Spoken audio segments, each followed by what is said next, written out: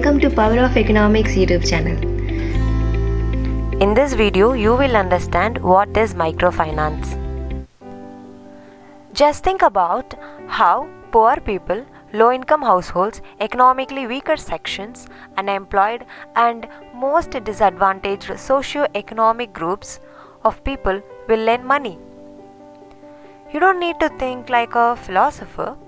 Just think like a common man or woman in a society like India. Do rich borrow money from the bank? Obviously, yes. Do a low-income individual borrow money from the bank? It's a big question mark. Business people have access to overdraft facilities even if the business cycle is in recession. But poor people don't even have access to small amount of business loans to buy and sell vegetables in the market. If we think about a successful entrepreneur or a business, we always think about the top successful business people in the world. Why not a local vegetable and fruit vendor, small retail shops, street vendors, small traders, artisanal manufacturers and food processors? Aren't they doing business? Aren't they buy and sell goods and services to the people? If a low-income individual wants to start a business, he seeks for a small amount of money. But who will provide financial support? They don't even knock the door of banks because banks will lock up home if they do not repay the loan on time. If there is no asset in the name of lender, who will bear the risk of repayments of loan? Here, collateral loan is not suitable for those who don't even have assets in their name. Can a beggar become a businessman? I know, it sounds kidding. Can a businessman become a beggar? It sounds impractical. Just highlight these questions in your mind. We'll come back here later. Banks invite rich business people to lend money and give overdraft facilities as well. Banks provide collateral loans to the successful business people. Collateral loans means secured loans that allows the borrowers to pledge any asset to seek a loan.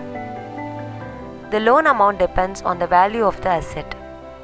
It's a risk-free for the lender, as they can liquidate the asset if the borrower defaults. As a result, borrowers can avail for a higher loan amount at a low interest rate. Can a poor borrow money from the bank? No, banks do not invite them. Just because they are poor, banks cannot pledge collateral loans because low-income individuals do not have any assets or properties in their name. They borrow from private lenders or neighbors for a high rate of interest, and most of them lost the business by paying high interest, paying beyond the amount they have borrowed.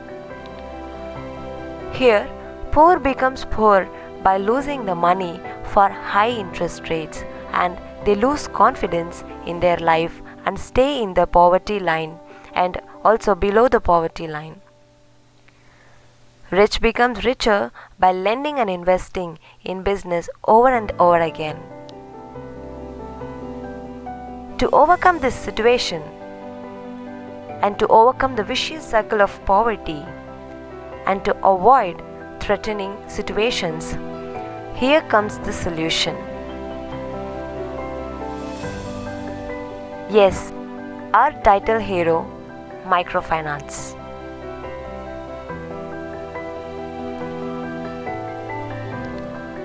Microfinance services are similar to banking services, but the access to financial services are provided to low-income individuals or a group of individuals who do not have access to banking services.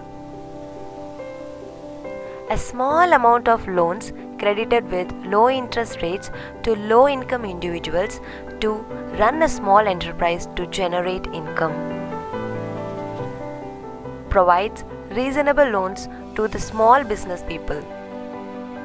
The main objective of the services is to lift the poor or economically weaker sections of the people to come up with confidence to contribute with an economic activity.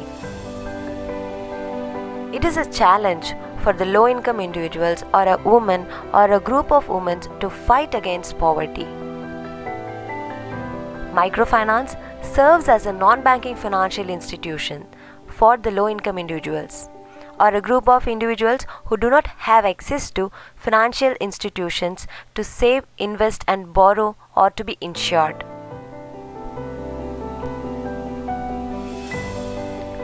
These are the services that microfinance institutions provide to their low-income clients. They are microcredit, savings, insurance, remittance and other payments. I will be making a separate video on these services. These are some microfinance institutions. They are Grameen Bank, Bank for the Poor, Annapurna Microfinance Private Limited, Bandhan Financial Services Limited, BSS Financial Limited, Fusion Microfinance Private Limited, Asirvad Financial Limited. Here comes the origin of microfinance. In the beginning of the video, I highlighted you to remember these questions. Can a beggar become a businessman? And can a businessman become a beggar? Here is the answer for that question. You might have seen or observed some beggars pleasing and convincing you to give some food, clothes or money for the minimum meal. Have you thought, instead of donating money or food, buy them a set of toys, bundle of books, kids' storybooks, and a small pack of pens and pencils and ask them to sell by pleasing and convincing the people to buy the product. Instead of begging with nothing for money, pleasing the customers to buy the product to become a small businessman and generate income out of a small social work. Yes, this is called as social business that enhances the poor people from the vicious circle of poverty. The wonderful idea of social business was formed as microfinance after research and experiments by lending to poor women in the village of Jobra, Bangladesh, by a professor of economics at Chittagong University in the 1970s. Are you wondering who was the great economist who created a positive impact in the life of poor? Yes, here comes the real hero of microfinance. Dr. Muhammad Yunus, founder of Grameen Bank in 1983, won a Nobel Peace Prize in 2006.